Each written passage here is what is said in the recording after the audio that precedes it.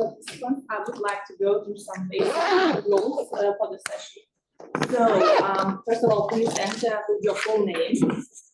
When you join our session, ask a question, raise hand. If you want to ask a question, raise hand using the Zoom function. You will be unmuted when the floor is given to you, and when speaking, switch on the video, state your name and affiliation. And finally, do not share links on the Zoom meetings, not even with your colleagues.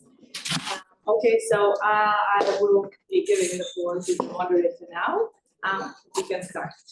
Thank you. Thank you for the EuroDIG, and thank you for the wonderful technical support. And welcome to everyone in the room and also those online to this UNESCO session on launching our new dynamic coalition on measuring the digital inclusion. My name is Xian Hong. I'm a specialist of program at UNESCO on the Information for All program. Very warm greetings from a beautiful city, Vilnius here, where the EuroDIG 2024 is being hosted. Today we are having a very packed agenda. We'll start by introduction remarks by the chair of IFAP, followed by a shorter presentation on UNESCO's work on IUI. And then I will have a fantastic panel of 7 speakers to deliver their statement and share a vision. And then I'm also ambitious to have maybe 20 minutes reserved for the interaction, comments, and the question and A with all the audiences. And please remember, we are living in a parallel universe of online and offline. Actually, there's no such difference. Feel free to type in your comments and the questions in the chat of Zoom. I'm also joining you remotely, also from Vilnius too. So my colleague Victoria and others are following your comments. I will try to tackle all of them and to allow for the session will be entirely interactive. Now without further delay, I would like to invite our technical support to play the video message of the chair of the Intergovernmental Council of Information for All Program UNESCO, Mr. Pablo Miguel Medina Jimenez. Please show us the video. Thank you.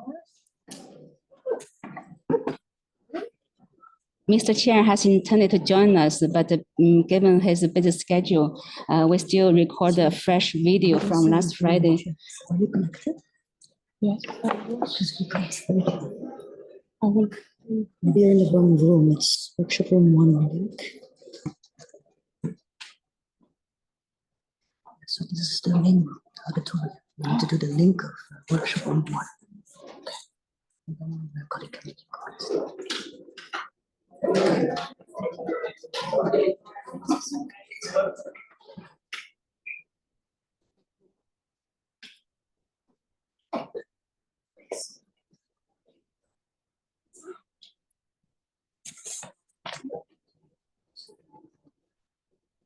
There's no sound. Sorry, some technical difficulties related to the sound. 1 second. Just, okay. My apologies. We tested it many times.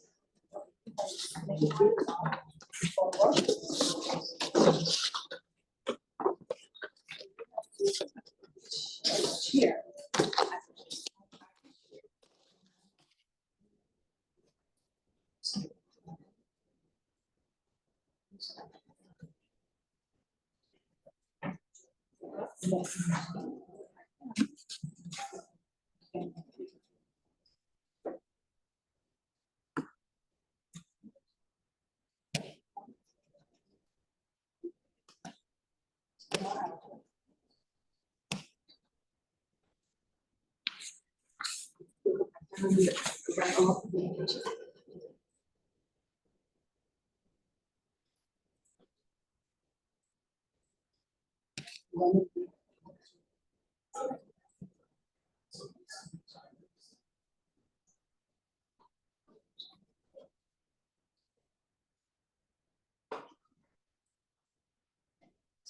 And colleagues, hope you enjoy your But the remote is weird. The remote cannot hear. The remote cannot hear. No, the remote can hear, it's just the room would be. I maybe a think little it's bit- okay. Just Yeah? let we Okay. yeah, then yeah, we'll do that. yeah. We are What I not. can do is I'm gonna just move this a little bit to here. Let's work with what we have. Yes, Good. Thank you. my apologies. Good morning, esteemed participants and colleagues, both here in person and joining us online. I am delighted to welcome you to this UNESCO Information Forum program session at EuroDIG 2024, where we will explore the opportunities to create digital ecosystems that are inclusive and accessible to everyone. I would like to extend my gratitude to the organizers for making this meeting possible. Today's agenda is especially exciting as we are pleased to announce the establishment of the Internet Governance Forum Dynamic Coalition on Measuring Digital Inclusion. This dynamic coalition, formed by IFAP in collaboration with the Global Digital Inclusion Partnership and distinguished partners such as the International Federation of Library Associations and Institutions, the Regional Center for Studies on the Development of the Information Society, the United Nations University Group on Electronic Governance, and the Tech and Global Affairs Innovation Hub, is dedicated to tackling the complex challenges of digital inclusion. I take this opportunity to invite European and international stakeholders to join us in this dynamic coalition. Together, I believe we can develop strategies, actions, and work plans that promote inclusive digital governance. I will briefly provide you with some background information on the program and its areas of focus. UNESCO Information Forum Program, IFAP, is an intergovernmental program which serves as a platform for international policy discussions over 2 decades and guidelines for actions within its 6 key priority areas, namely information for development, information literacy, information preservation, information ethics, information accessibility, and multilingualism in cyberspace. Expanding this priority, IFAP actively supports the development of ethical AI-based systems through a multi-stakeholder approach aligned with the UNESCO recommendation on the ethics of artificial intelligence. Contributing to the objectives of Dynamic Coalition, IFAP promotes UNESCO's digital measurements framework, such as UNESCO's Internet Universality Rome X principles and indicators, human rights-based, open to all, accessible by all, and multi-stakeholder participation. The importance of contextualizing and diagnosing the policy cycle is also highlighted in the IFAP publication, Knowledge Society's Policy Handbook, and the implementation of 2019 recommendation on Open Educational Resources, OER. IFAP also works extensively with partners and stakeholders to promote evidence-based digital inclusion and share good practices, such as meaningful connectivity, measurement proposals, and the portrait of the population in Brazil by CETIC, and the UN e-government survey with ANDESA. To ensure IFAP remains relevant and responsive to nowadays challenges, it operates in alignment with the IFAP Strategic Plan 2023-2029. This plan sets the stage for IFAP's proactive engagement in reducing digital divides and enhancing digital inclusivity.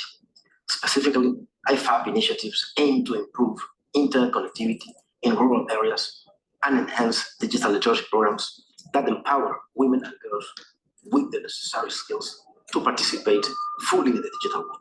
Building on this framework, recent IFAP-funded projects have achieved sustainable results in bridging the digital divide and providing access to information and communication technologies to women and girls. In India, one such project introduced mobile phone-based gadgets and developed the Rural Women Entrepreneurship Development Program Manual. This initiative enhanced the digital skills of 265 women and girls in rural areas, enabling them to effectively express themselves in the digital world. Georgia, the Business and Technology University, trains 60 women, including both Georgian citizens and Ukrainian refugees, helping them to master digital technologies. Additionally, in the Islamic Republic of Iran, women participants have significantly improved their proficiency with the digital tools. To achieve our objectives, we must raise awareness and advocate for monitoring mechanisms and frameworks that facilitate evidence-based policymaking. We need to exchange methodologies, results, and good practices on measuring digital inclusion and the digital participation of women and girls. Accurate data collection and analysis at global, regional, and national levels are crucial for advancing digital inclusion and gender equality. In conclusion, let us collaborate and leverage our expertise and resources to ensure that digital technologies build inclusive, equitable, and sustainable knowledge societies, benefiting our people, regardless of location or socioeconomic status. Thank you all, and I look forward to a fruitful and engaging discussion. Thank you. Thank you very much, Mr. Chair, for this strong video message. For some participants in the room, you might not hear very clearly. Actually, the chair has basically mentioned that the new strategy plan of IFAP and also the program. I have some paper version of brochure. You are free to pick some from my table.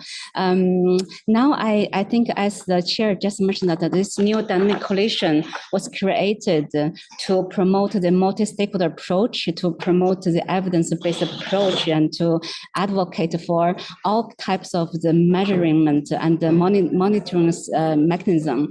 But firstly, I'd also like to recognize the support of IGF Secretary and also MAG. That's why Mr. Chen Getai is sitting with me on the stage. I really like to recognize that IGF, including the entire EuroDIG and the national IGF ecosystem, has created such an enabling environment for the actors to join into this strong dynamic coalition to read action on crucial digital issues to like this one we recently created. That's why I'd like to thank you for your constant support on that. Without IGF, we won't be able to launch this dynamic coalition. And as just mentioned by the chair, that UNESCO has been a developer of a number of indicators, strong frameworks. I'm also very happy to have my colleague Tatvik here. She just convened a wonderful session before this one on the update of the UNESCO Internet Universality Indicators. So Tatvik, would you please to give us some update on where we are standing now to update this very unique set of internet indicators and how you think that EuroDIG can help us. Thank you. Thank you so much, Shanhong, and congratulations on launching this dynamic coalition, which promotes the very important work of UNESCO of this measurement instruments. And IUI is one of our key initiatives in UNESCO, which aims at bridging the digital divide and helping member states to assess their internet environment based on 303 indicators that we created following UNESCO's governing body member states endorsement of the principle of internet universality, which states that internet should be based on human rights, open and accessible to all, and nurtured and governed by multi-stakeholder participation and addressing cross-cutting issues such as gender equality. And as you're also focusing on gender inclusion and its promotion through this dynamic coalition, it's important to mention that we have 61 indicators on accessibility in general within this framework, and over 20 address the gender inclusion. And what is important is this process of the assessment that countries undertake through this framework, and which informs their policies at the national level, digital policies. And it helps the member states, well, stakeholders in general, to navigate to see where the gaps are and where the areas are to improve, and formulate evidence-based exactly policy recommendations to address these gaps, including gender gap. And this indicator, Shanhong, which you've been coordinating this work for the past, I don't know, decades. Yes, I was very honored to take over this work and continue coordinating this work. Unfortunately, I cannot show the map now due to technical difficulties, but not to take so much time. We have been implementing it in over 40 countries, and we've seen firsthand the importance and power of evidence-based approach in digital policy making. But so these indicators have been created almost over 5 years ago, and the idea was to make sure that they remain relevant and they incorporate these new challenges and in the digital environment. And so we undertook a revision process 1 year ago, following 5-year implementation of the framework. And we are in the process of consulting with stakeholders like yourselves, using important fora and platforms like EuroDIG and other discussions around internet governance to get input from all the stakeholders. And as this has been truly a multi-stakeholder process, both the creation, implementation, and also the revision process, to have your input as to the revision process of the indicators. So the revision aims to, first of all, simplify the process of the implementation of this framework, as we have 303 indicators currently. 109 are considered core.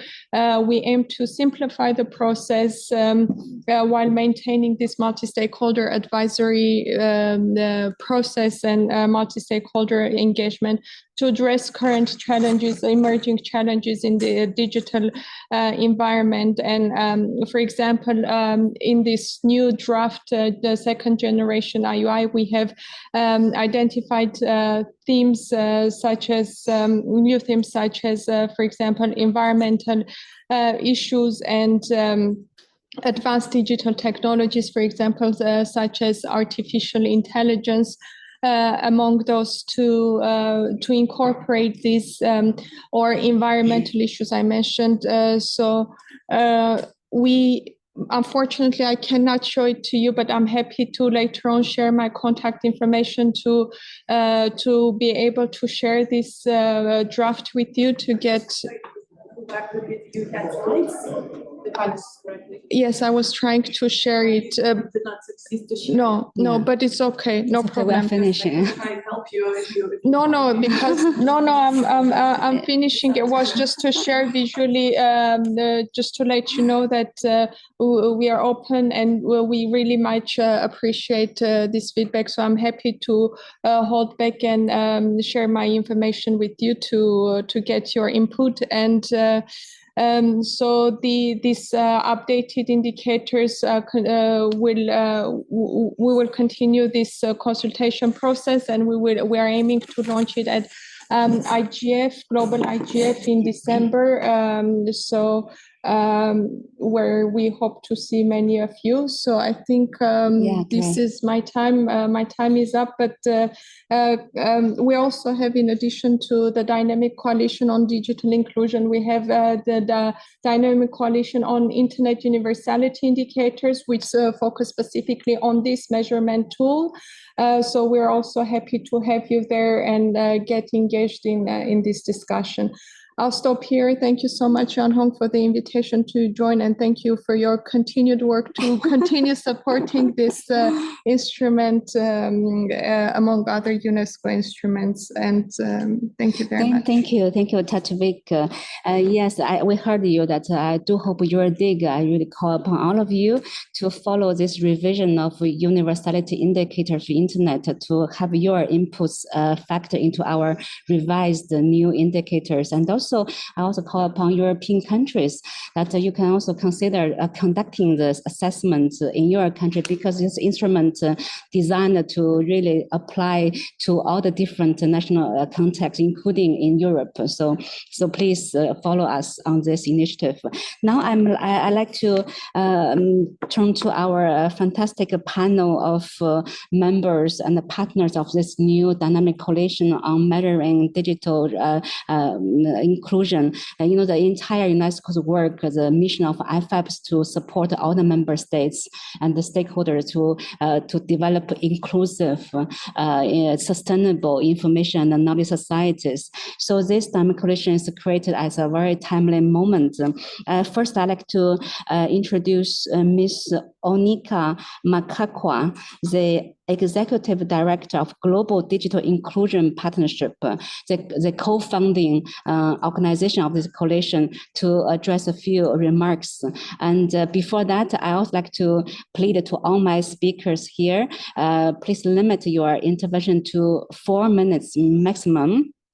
And to tackle questions, I mean, from two aspects, either or both.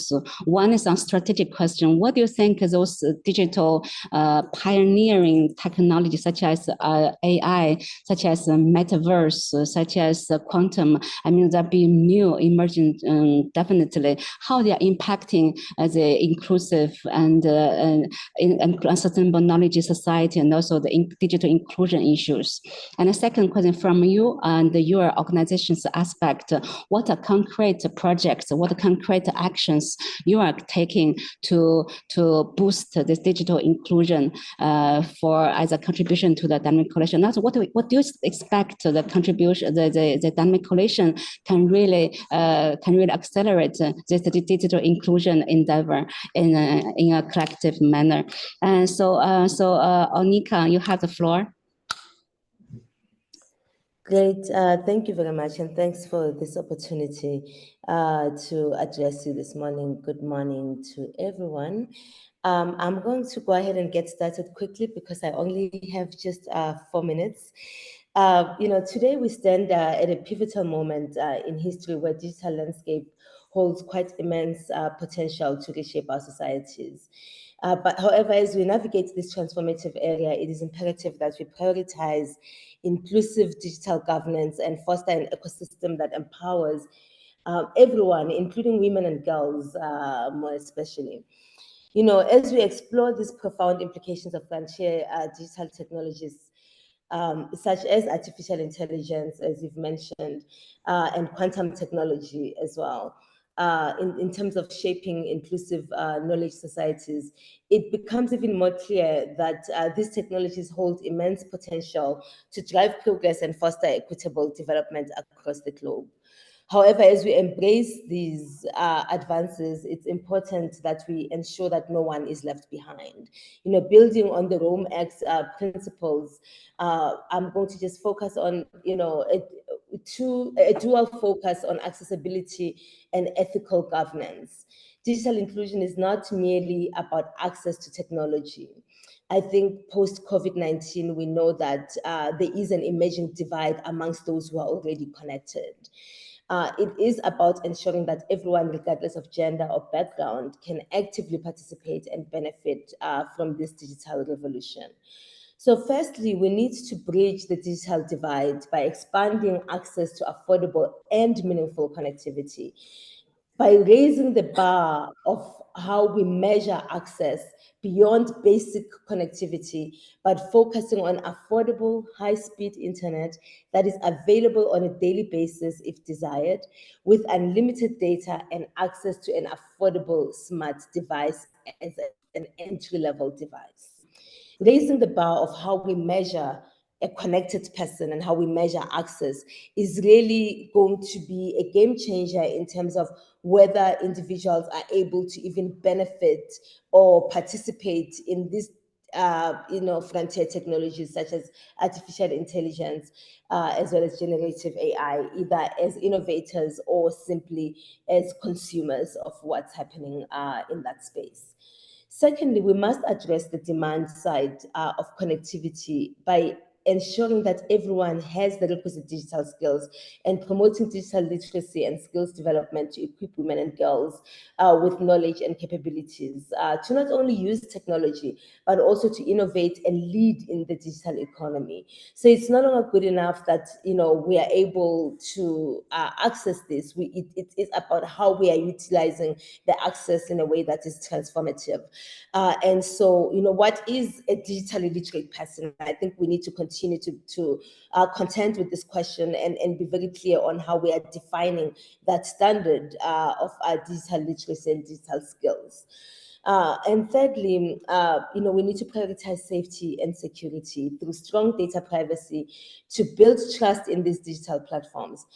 We need to ensure robust regulatory frameworks and ethical standards that safeguards the rights of users, particularly vulnerable populations, and directly addressing online violence against women and gender disinformation.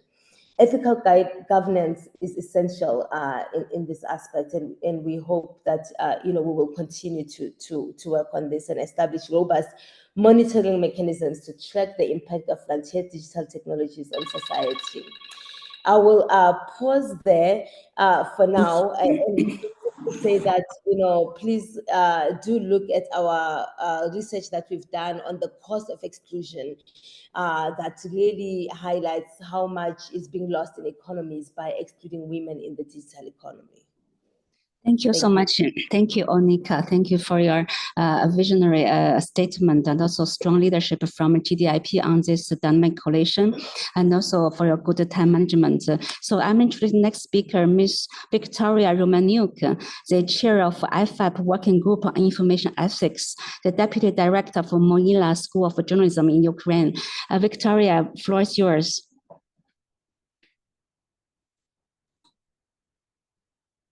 Hello, hello, Professor, are you there? Oh, I'm sorry, this online speaker is not yet connected. So now I'm moving to the next one. Mr. Yves Poulet, the emeritus professor at the University of Namur. He is also our former chair of the IFAP Working Group on Information Ethics. Professor Poulet, I heard you crystal clear. The floor is yours. Thank you. Thanks, Xiaolong, and ladies and gentlemen, I will be very brief. AI is everywhere throughout the world, but does not bring the same benefits to everybody. Definitively, emerging technology like AI are raising questions about our individual liberties, especially freedom of expression and privacy. But beyond it, these threats to our liberties, AI development raise also crucial questions about discrimination and social justice between not only individuals, but also collectivities. And we have in mind not only the question of racial, gender, socioeconomic bias, as underlined by UNESCO AI ethics recommendation, but also the fact that AI profiling applications are more and more used for discriminating certain populations in their access to housing, to financial service, and to other essential services. More fundamentally, a recent OECD report about large language model demonstrates how these new technologies from one part are imposing insidiously the North American culture, simply by the fact that the big data used by AI system developers are on their large majority coming from North American sources. But also that fact make it difficult for certain languages to be adequately represented in the outcomes of the generative AI application and put into question the multiculturality of our world. Societal issues like environment, competition, respect of the rule of law, and more fundamentally, our democratic functioning are endangered by AI development. And finally, I would like to underline the dangers linked with the future of our human identity.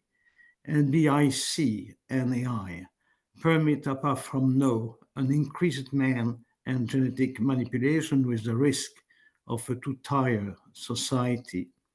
And that at a moment where health does not only concern curative care, but more and more ameliorative and well-being paying medical intervention. In that context, how to solve the delicate balance between the principle of precaution and what AI advocates are considering as the principle of innovation. My reflection on proposing certain possible solutions. The first one is definitely to consider the necessity of an ethical approach, not only in ethics, but also bioethics. This ethical approach is not to be viewed as a substitute to a legislative approach, but as a complementary one. To be more precise, the legislation must refer to the need of a pragmatic, inclusive, and deliberative discussion and impose to the actors of AI developments an ethical assessment of the impacts of their application at a micro and micro level. This first statement leads to a second one based on the previous environmental regulatory model. The social responsibility of the companies and administration using AI system must be asserted. The obligation means the obligation for their developers or deployers to take preventive initiative to avoid or at least to mitigate the risk. In that context, I would like to recall the fundamental role of the states. Different aspects. First one, to organize an open and multi-stakeholders dialogue on the major societal issues raised by the AI developments. Second one, to regulate the very large platform considered as gatekeepers. I like this concept, gatekeepers of our information society. As previously the service offered by the communication service operator, we consider that certain service offered to billion of citizens offered by this very large platform must be considered as universal services, and that justifies certain obligation like the equal accessibility for everyone to their services, their compliance with data protection regulation, the transparency and diversity of the information provided, respect of competition regulation, and so on. To what extent does this universal service not justify the audit by an independent authority, equally as regard profiling and recommendation system? I would like to raise the question. The third and not the last one, states have to ensure through education and by the enforcement of trusted third-party activities like academia, civil association, independent media, the condition of an individual and public social and cultural masterships of our emerging technology, their use, and their future. AI must be good for everyone in the world. That is the strong commitment as IFAP Infoethics Working Group we are taking. Thank you, Mr. Play. Thank you for so profound thinking. That's exactly the dynamic coalition is going to develop AI without leaving anyone behind. That's such a new challenge to tackle through this our dynamic coalition. Now I'd like to move to the next speaker, Mr. Morten Meyer-Nielsen, the advisor of United Nations University eGov unit. I already saw your information put in the chat. Thank you for advancing your presentation in writing form. It's so useful. Please go ahead with your vision and sharing. Morten, you have the floor. Thank you very much, and thank you for the invitation. A couple of things related to monitoring and measurement first. I think there's really an important discussion to be had here, not least in connection to the RomeX initiative, but also broader global developments related to WSIS, the Sustainable Development Goals, the upcoming Global Digital Compact. We did a study, and I've already shared this in the chat a couple of years ago. And we were looking at the 10 global or key global indexes or approaches to measuring digital transformation in general. So a bit broader than RomeX. And we found out of the 10, they had collectively about 300 indicators. Most were around access. So the supply and theoretical access to mobile or fixed line internet. Then they looked at educational level, often not digital skills, but rather classical educational attainment levels, such as reading, writing, math, and sometimes on STEM, but rarely on the I and the E for innovation and entrepreneurship. Lastly, and in relation to inclusion, less than 10 indicators were focusing on user segments, either gender, geographical location, age, educational attainment levels, or income levels. So if we want to make proper policy to address exclusion, we need that type of segmentation. We also need to go down at a geographical level. So rather than saying national first, I would argue local first and aggregate up to national level. As a national or regional policymaker, or even a local authority policymaker, in order to identify the communities or the locations these communities are in, we need segmented data. Yeah. Otherwise, we can't develop the policies that address those user segments. So what we see now, for instance, with all the good work that is happening, we see that data is collected on an annual basis for a national level. That means that we know that X% of people are online or offline, but we don't know where the offline people are. We don't know their gender profile, their age profile, their income level, their geographic location, which as policymakers means that we cannot develop appropriate policies. So again, here there's a few indicators in that policy. Together with CETIC, and Alexander is on the panel later, we actually been developing a policy brief for the Brazilian host of T20, where we're looking at not only the supply of technology and services, but also the need to look at demand and usage indicators. So we're looking at how do we actually ensure that not only do we address the demand and then commit to that demand as policymakers, but we also follow up on the usage, which help us identify whether or not there is a benefit of the policies that we're doing and whether or not we're achieving our return on investments, etc. So here there's a policy brief coming out. Thank you. So what I would say is actually we need to flip around the model a bit and say we need to look at the local level first and aggregate it up. It also means that examples like RomeX and frameworks that allows us to pull in some national frameworks and then disaggregate it down and aggregate it up is a good initiative. Now, that also allows us to tailor to our local context because different countries have different priorities and different needs in this regard. So although there's more than 300 indicators in RomeX, and it has a specific focus also on rights and freedoms, it's a good basis for you to start doing those type of mapping and sampling in relation to your local, regional, and national priorities. Just before I finish, I want to pick up on something that was said earlier about rights. Yeah, we have rights, but with rights comes responsibilities. And I think one of the things that we often underestimate is the role of the critical consumption of technology and the critical consumption of information on technology. It is not enough to have rights and freedom of information. The compliance and people's responsibility to be conscientious around what we consume online is key.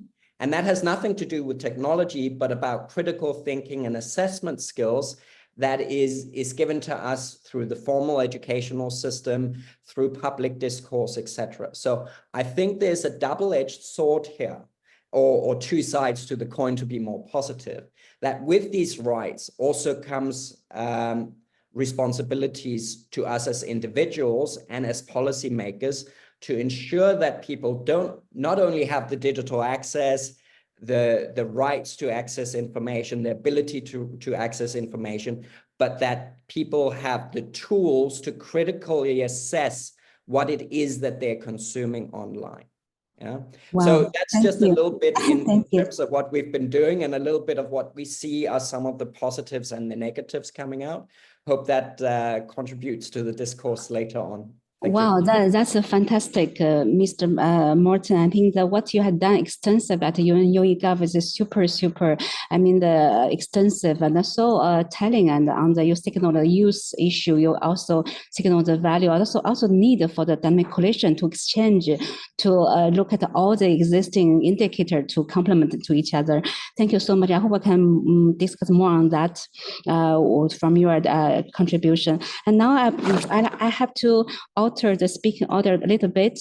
I'd like to invite Mr. Diana Gianluca, the responsible for government relations in the company Lenovo. I mean, in the spirit of multi-stakeholder approach, we are also having a private sector speaker expert on board to contribute to this dynamic collation. And also because he needs to leave a bit early as well. I'm sorry, Constance, I will give you a floor following this one. Thank you.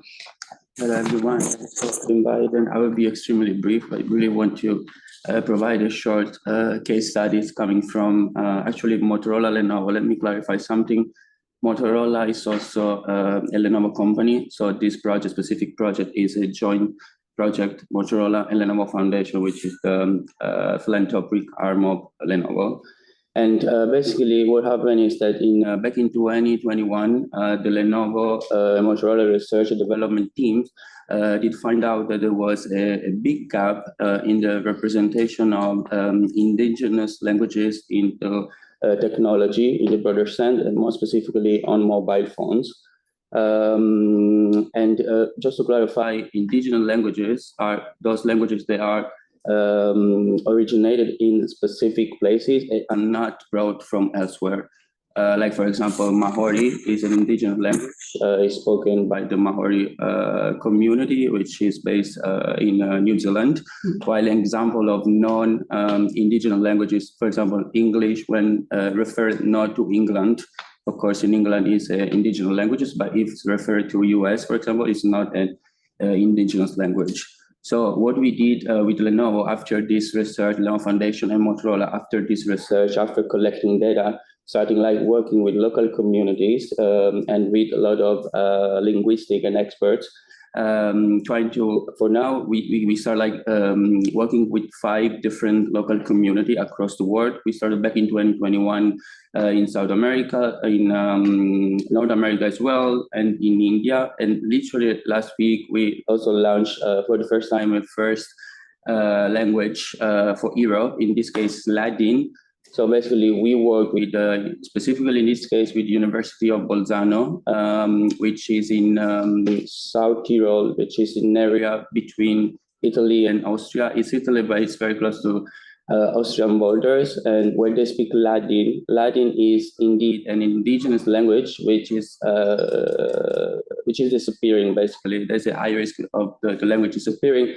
So we work closely with them, with the university, with the linguistic experts, and we come up with some setting for the Motorola phones, specifically in Latin. So basically, what we are doing, both in this case with Latin, but also with other languages in the past, is really trying to incorporate these languages which are disappearing, that we call like endangered indigenous languages into Motorola phones. So it's a very good case study of how we make sure that also these communities, first of all, can have access to technology in the broader sense. Imagine like this small community, for example, in India, they speak just this very local language. They cannot have access easily to Motorola phones, for example, because they simply don't understand the settings and all the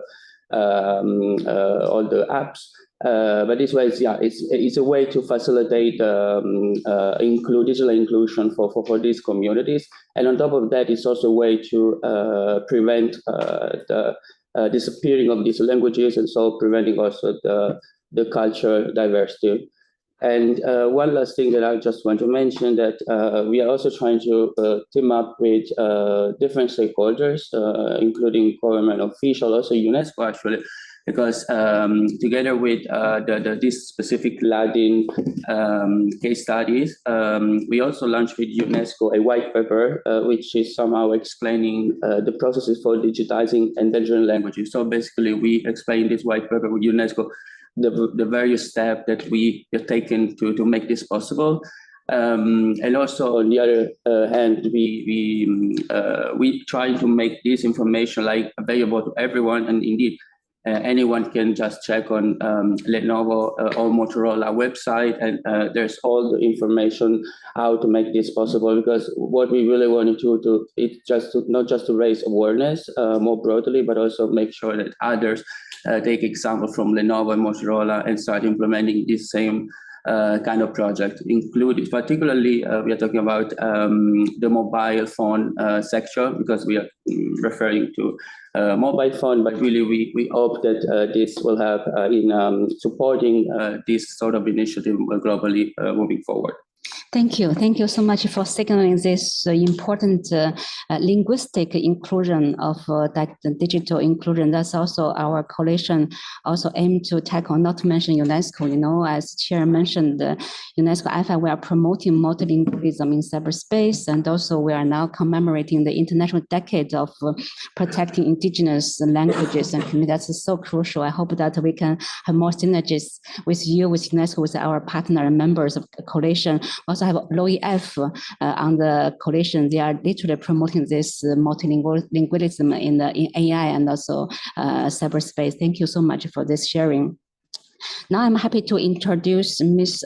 Constance Beaumelec de Luz, Executive Director of the Tech and Global Affairs Innovation Hub of the Paris School of International Affairs Office at Sciences Po.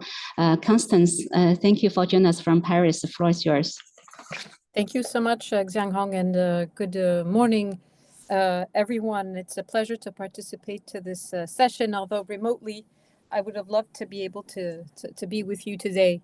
Well, I think I'll start by emphasizing, from my perspective, really the importance of the internet universality concept. I think to start with, it was very useful to have the UN step up and UNESCO step up in that regard, providing a holistic vision when it comes to our approach to digital rights, to access to internet critical resources, and to basically a human-centric approach to how we build the internet, but also how we govern this technology. And of course, having the indicators, from my perspective, is the guarantee for us to measure progress and make sure we're adjusting the course of action, whatever the roles and responsibilities of the different stakeholders who participate to implementing these indicators at the national level for those countries who have embarked in the exercise of trying to implement these indicators in their countries. The second point I think I'd like to make is on the importance of having the academic community at the table. Universities and research institutes are engaged in this process. I think in the same vein as we've seen the technical community and civil society step up and engage and contribute to these multilateral and multi-stakeholder processes around digital governance. It's very encouraging to see an increasing number of universities, and at the Sciences Po University here in Paris, we're very happy to be part of IFAP, to be part of the conversation, to engage with the wide range of actors that IFAP provides, whether it's business, civil society, governments, and NGOs. And from my perspective, the academics really can come in with specific added value when it's time to perhaps refine the methodology to help also with the measurements, with potentially refining the indicators in a few years, but also because academics have their own networks. And through their own circles and community, they can help amplify the importance of a coordinated approach when it comes to internet universality and also working against these shared indicators. So it's a pleasure to be part of this this effort, and thank you, Xianghong, for all the work you're putting into this. And finally, I'd like to emphasize the importance of the IGF, because the IGF, thanks to its wonderful team and Sheng Tai and others, provide this space for us at the global level to bring our brains together and work towards these shared goals. And the regional national IGFs provide a unique space for this conversation to happen. I realize that sometimes we hear that the model still needs to make progress, that things could be perfectible, but at the same time, I can note, especially here in Europe and in France, that the IGF and the national IGF provides a space that otherwise would not exist, and allows people to come together without negotiating, sharing their perspective and making progress. So I'm very happy to see this conversation about the dynamic coalition and these shared indicators for internet universality at EuroDIG, and I'd love to see them at the French IGF. Thank you so much, Xianghong. Thank you, Constance. That you're really talking about the IGF at the right occasion. I have the Chen Tai next to me, and also I like to recognize the participation of the former chair of IGF Mag, Henriette Esther Hussein, also online. And also we have the strong IGF supporter, the former chair of IFAP, Dorothy Gordon, also another wonderful women leadership on this IG online. So exactly without IGF, I don't think we would have even have the UNESCO's Internet Universality Indicator developed. So it's literally developed through this multi-stakeholder approach with all the stakeholders. And without IGF, we wouldn't even have today's session to have this opportunity to liaise with so many stakeholders and come up with this new dynamic coalition to promote all the indicators and evidences. So really thank you, IGF, for all your excellent work. Hope that continue. So last but not least, I'm inviting my colleague, actually, Mr. Alexander Barbosa, the head of the Regional Center for the Development of Information Society, CITIC.br, based in Brazil, to share your vision. Alexander, please take the floor. I also like to thank you for getting up so early. It's still very early in the morning for you. Thank you for making such a big effort and a strong support. Thank you. Thank you very much, Xianghong, and good morning, everyone. It's a real pleasure to be here with all of you and to support this very important initiative within IFAP. This dynamic coalition is really of utmost importance. And please, Xianghong and Chair of IFAP, count on our support from CITIC on these activities. Let me just start by reinforce what my dear colleague Morten has already said in terms of importance of measurement and disaggregate data for policymaking, both from supply and demand side. And I would like to bring one point, in my key point on my talking to you today, related to meaningful connectivity. You probably know that Brazil has the presidency of G20 this year, and we have elected 4 key priorities within the Digital Economic Working Group, and one of them is exactly meaningful connectivity, because meaningful connectivity goes beyond having only connectivity to a more broad perspective in terms of how meaningful is the use of internet. So we need a very good connectivity in terms of the speed, no data cap limit, but also include skills, safe use of internet, etc. So among the 4 priorities that Brazil has elected, we also have artificial intelligence, information integrity, and digital governance, and meaningful connectivity is absolutely a key enabler for all those emerging technology as already has pointed out by Professor Poulet in terms of artificial intelligence. And what I wanted to say is that we have, working with the Brazilian government and also with ITU, which is the knowledge partner for this specific key priority area.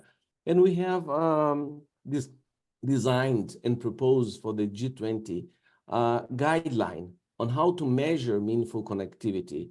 So we have selected 4 key dimensions with a very simple existing indicators for most countries.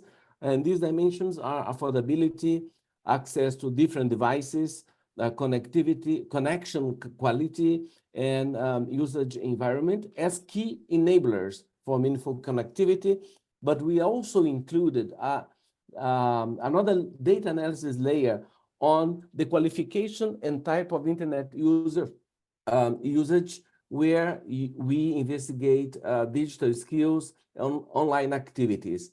And as 3 pillars supporting this data analysis on critical enabling factors and qualification of internet usage, we have the territorial dimension, social demographic dimension, and socioeconomic dimension to better understand the existing gaps in those different pillars. So this is my message, that approaching digital inclusion by discussing meaningful connectivity is critical to this new dynamic coalition. And please, Shan Hong, do count on us, not only in this particular dimension of measurement of internet connectivity, but in measurement initiatives as a whole, which are critical to all activities that IFAP is developing. Thank you so very much, and congratulations. Thank you. Possible to ask him where can we read about this methodology? Yes, yes, Alexander. It was going very fast. Alexander, the audiences in the room want to know where they can access your methodology and the reports that you just mentioned. Maybe you can share it in the chat, please. Yes, Shanhong. I have already shared. I will send it again. Okay. So I also, it's available for download. Yeah. Okay, actually, I encourage all the participants in the room. You also connect through Zoom because a very vibrant discussion share on the website. Okay, now actually, I seen that our former speaker, Miss Victoria Romaniuk, you are online. You are connected now. Could you please? Hello, yeah. everyone. Yes, floor is yours. Please give a short intervention. Thank you. So my name is Victoria Romaniuk, and I'm Deputy Director of Mahila School of Journalism, and also I've head of working group of information ethics, IFAP information ethics. And of course, artificial intelligence, if developed and applied ethically and responsibly, can become a crucial tool for national and digital development. However, these processes are accompanied by certain challenges. Data gap in even distribution or access in artificial intelligence models. Artificial intelligence must be understandable for everyone, and this will be achieved by raising public awareness, knowledge, and understanding of AI technologies, including the benefit, risk, and terminology. Of course, political challenges, data protection and data ownership, and of course, the problem of disinformation and misinformation, deepfake, and the operation of content generation algorithms, social media create obstacle to equal access to trustful and relevant information. And of course, monitoring mechanisms are crucial to ensure that AI is developed and deployed ethically. And this includes preventing bias in AI system and ensuring that these technologies don't worsen existing inequalities. And of course, I think our group, the IFAP working group of information ethics, we can do a lot, foster partnerships with government, private sector, academia, and civil society, and leverage a diverse experience and and including different resources. And of course, we can provide different event and workshop and training program. And for us, it's a great opportunity to help you in this coalition to help to achieve a real effective goal. Thank you. Thank you, Victoria, for your excellent remarks and strong support. So I think we have now only 5 minutes. Thank you for being so generous with UNESCO and the Dynamic Coalition. Before I give floor to Chen Getai for a few final words, I'd like to open the floor to everybody in room and online. Do you have any very urgent questions, comments? Please don't hesitate to raise your hand. And on the other hand, since we are a coalition, we'll have a newsletter. You can, I already shared a link. You can join us so we can keep the information shared and pushed to you in the following process. We are going to have the Dynamic Coalition gathering at IGF, at different part of the world and with different events. So don't hesitate to join us just by filling a form. I already shared a link. So anyone who want to ask a question or share some comments, and don't be scared. We only have 5 minutes. You know, you can still talk a lot with 3 minutes. Who's crying online? Talan Slanov.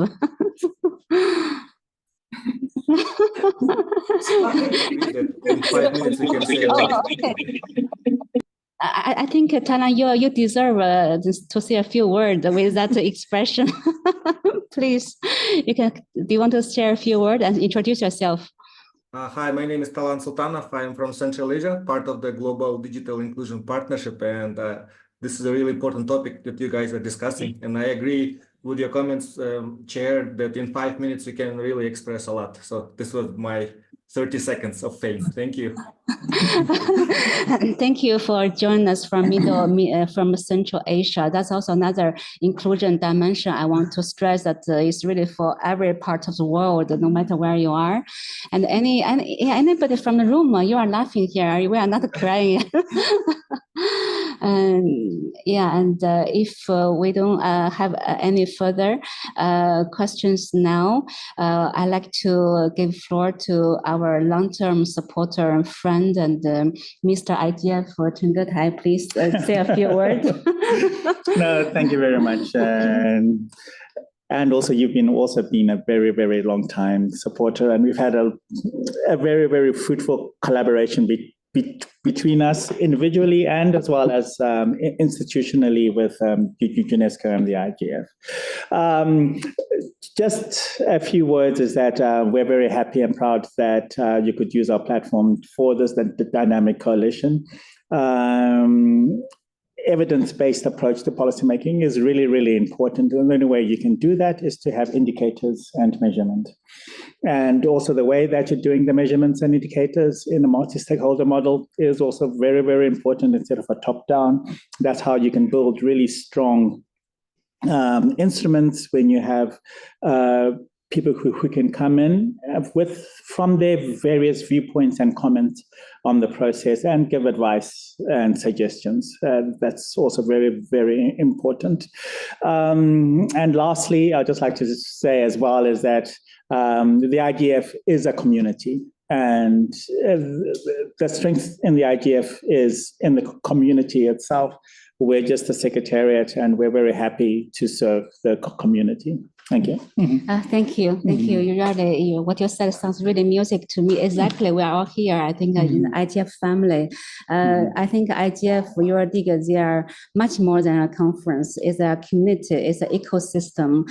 And with this process, we are able to come up with this kind of actionable, this measurable approach to advise, to inform our states and stakeholders for governing the new technology. So important. So I hope we can really continue this endeavor. And for this dynamic collation, I also like to make a little point because, as you said, this measurable approach is so important for IGF. So IGF no longer just a talk show. We are really having the tools, providing you the concrete solutions to tackle the technologies. That's why we in the past, when we were working on the IUI, we have a dedicated dynamic collation to promote this indicator per se. It's really I really encourage all the countries to join this dynamic collation on the IUI, because really, if you are interested to deliver this assessment of IUI, also we are having a new updated indicator IUI. Please join the dynamic collation. We can provide you all the capacity building, all the awareness, all the assistance, and my colleague Tatvik is still following up that dynamic collation. Now today, the new dynamic collation on measuring digital inclusion is a more broader collation to tackle all the indicators we would need for measuring the fast evolving digital technology. I believe that any single indicator can measure everything we are tackling now. We are having AI, we are having quantum, we are having all the complex issues involving. That's why today we will hear so many strategic inputs. We also hear many concrete solutions. Also, we are here the need for new inclusion dimension to be considered, such as languages, such as youth. So there's so much to take away from this session. I hope that for all of you, no matter your strategic interest or you have concrete action, national, regional, or local, personal level, and that you are all welcome to join us by Dynamic College. We'll continue this discussion in the future. Thank you for giving us more time, and also let us give a round of applause to everyone and for all of the support. Thank you.